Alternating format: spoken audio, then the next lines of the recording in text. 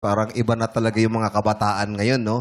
Iba na rin yung yung ano nila sa eskwelahan. 'Di ba yung ang tawag ito, yung attitude nila, Parang yung galaw nila sa oo. eskwelahan. Paano yung mga adjustments na ganyan? Ay, nako, Diyos ko. Ayan na ba? Ayan na. Ito na yung saloobin. Ayan na. Papakinggan naman Ayan na. natin. Sa totoo lang Yung po, kanilang may hinaing. na-handle akong mga estudyante noon. Lagi kaming nasa guidance.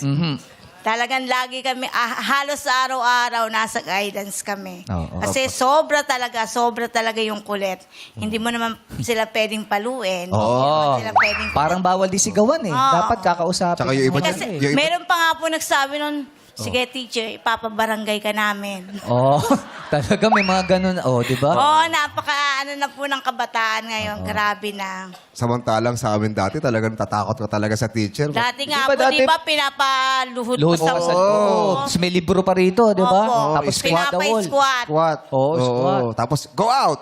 Oo. Oo, ganun. Pero ngayon po talagang mas matatakot ang teacher sa bata. Ngayon, ganun na, no? Pero Tapos buti, baka kayo na tinuturuan, no? Ma'am, hindi po. Ganyan na po. Nabasa ko po sa chat GPT. pero ma'am, ano po yung na-encounter nyo doon na hindi nyo malimutan na sobrang antigas po ng ulo ng bata? Ay nako, pina-principal sa office ako. Ay, bakit to? Ano daw ho ba ginawa Kasi ninyo? yung batang yon hindi nagpapapasok. Siyempre, as a teacher, magagalit ka dahil hindi na Yes. pumapasok. Oo. Malapit na ang test. Exam, oo. Eh di, sabi ko naman doon sa aming principal, ma'am, kasi po hindi nagpapapasok yung batang yan. Tapos nireklamo pa ako ng magulang. Eh bakit daw di siya pumapasok? Natatakot. Sabi ko, ba't matatakot siya? Hindi naman ako nakakatakot. Kasi yung batang yon, napag-alaman ko rin na laboy ng laboy hanggang gabing oras na laboy pa rin ng laboy.